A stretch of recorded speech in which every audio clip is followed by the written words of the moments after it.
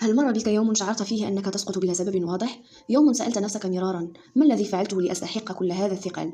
تحاول أن تصمد، لكن الألم يضغط على قلبك أكثر مما تحتمل. تحاول أن تفهم ولا تجد إجابة. وهنا تبدأ الرحلة الحقيقية، رحلة لا تكون مع الناس ولا مع الظروف، بل مع الله عز وجل. في هذا الفيديو ستسمع كلمات ربما تمنيت لو وصلتك منذ زمن، كلمات تشبه ما في قلبك وتعيدك إلى حقيقة غابت عنك طويلا. لذلك لا تشتت نفسك الآن، واجعل هذا الفيديو خلوتك الصغيرة، فقد يكون لحظة صدق وبداية طريق لشيء لم تتوقعه أبدا.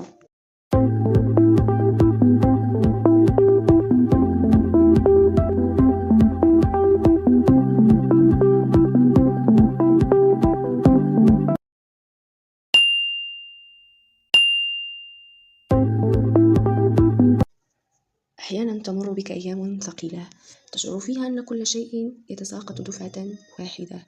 لا تفهم ما الذي يحدث ولا لماذا تتكاثر الخسارات دون سبب واضح. تخطط فتفشل الخطط، وتطرق الأبواب فتغلق، وتعتمد على أناس ظننتهم سندا فإذا بهم أول المنسحبين. فترفع يديك إلى السماء وتقول: يا رب ماذا فعلت ولماذا أنا؟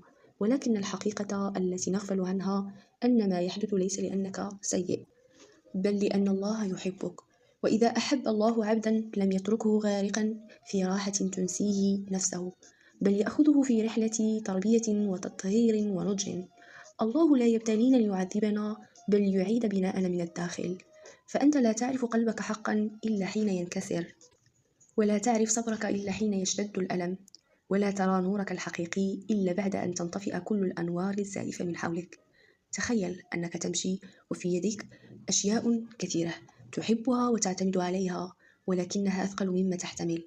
فتأتي يد خفية وتنتزع منك شيئا، فتتألم وتصرخ: لماذا؟ ولا تدري أن ما أخذ منك كان سبب نجاتك. هكذا يفعل الله، يأخذ ليحمي ويؤخر ليعطي، ويضعك في موقف صعب ليظهر لك ضعفك فتعود إليه. كم من إنسان عاد إلى الله بعد مرض أو خسارة أو خذلان. لم تكن المصيبة دمارا، بل كانت دعوة خفية للرجوع.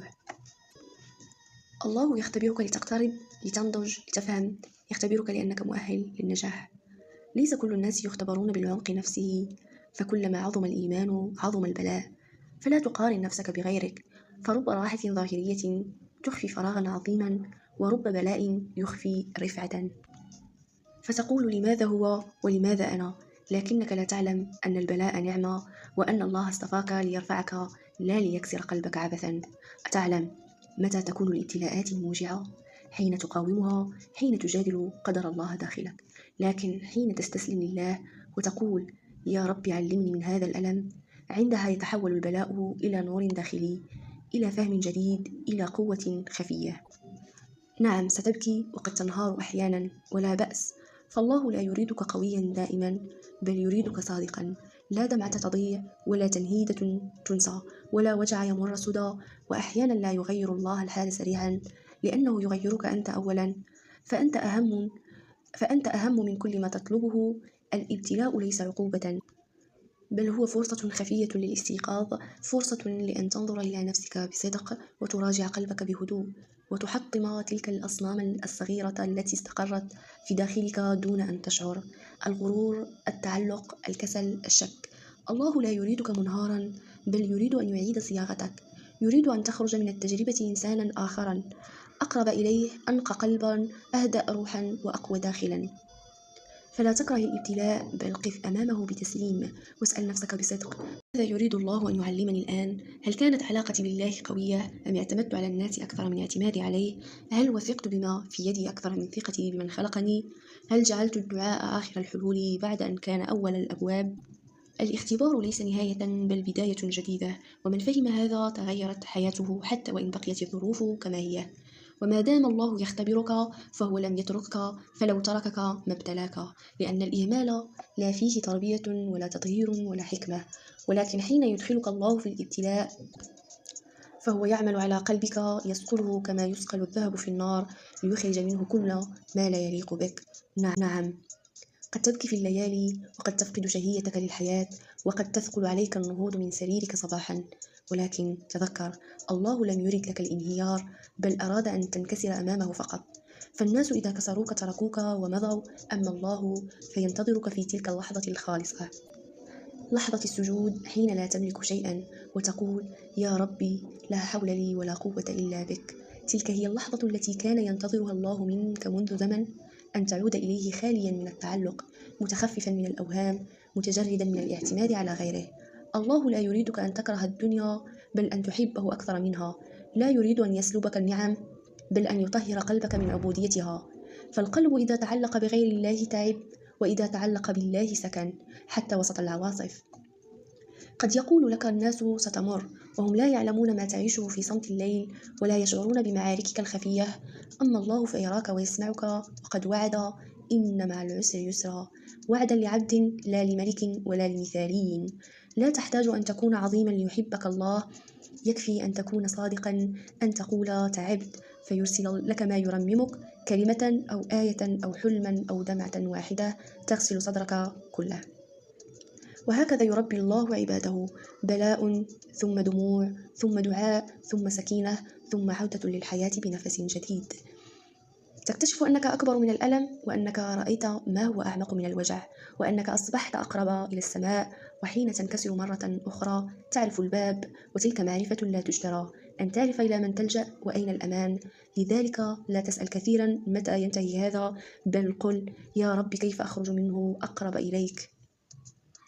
فحين تكون هذه نيتك سينتهي الابتلاء، حين تنجح لا حين تتعب. وما بعد النجاح طمأنينة لا تشبه ما قبلها، وعلاقة مع الله لا تنكسر أبدا.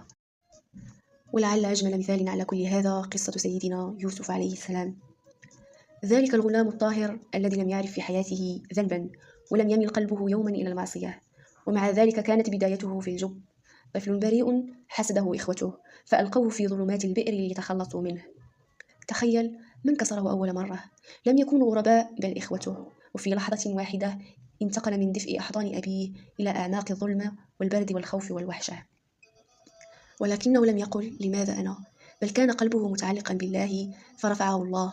أخذ إلى بيت العزيز، وهناك ظن الجميع أنه نجا، ولكن الفتنة كانت بانتظاره. امتحنه الله في نفسه، في شبابه، في خلوته، في ضعفه.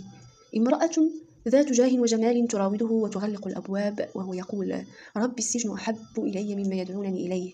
الله أكبر، أي قلب هذا الذي يفضل السجن على المعصية. وكان الابتلاء الثاني سجنا ظلما، سجن وهو البريء التقي لأنه اختار الله، وهناك في ظلمات السجن لم يحزن ولم يسخط ولم يجادل القدر، بل أصبح يعلم ويبشر وينير قلوب السجناء بكلمات التوحيد، حتى جاء اليوم الذي أراده الله أن يخرج فيه، فخرج لا كأي رجل، بل كالرجل الذي مر على النار ولم يحترق.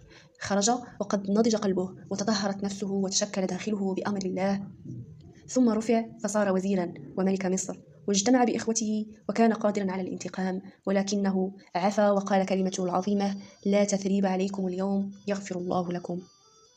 أترى لو أن يوسف عليه السلام شكا كثيرا في الجب، أو انهار في بيت العزيز، أو سخط في السجن، هل كان ليصل إلى القمة؟ ولكنه علم أن الله لا يبتلي ليدمر، بل ليربي ويرفع. فانظر إلى خاتمته، وانظر إلى نصره، وانظر إلى نقاء قلبه بعد كل ما عاناه. إنها قصة ليست للتسلية فقط، بل رسالة خالدة، أن كل جب تمر به يعدك لبيت العزيز، وكل سجن يربيك لمقام أعلى، وكل خذلان وكل ظلم وكل دمعة لها في علم الله ميزان. فلا تيأس حين يختبر قلبك، فربما تكون الآن في بداية قصة كقصة يوسف عليه السلام. وما عليك إلا أن تمسك بحبل الله وأن تحسن الظن به، فإن بعد كل جب عرشا. شكرا على المشاهدة، ولا تنسوا الإعجاب بالفيديو والاشتراك بالقناة.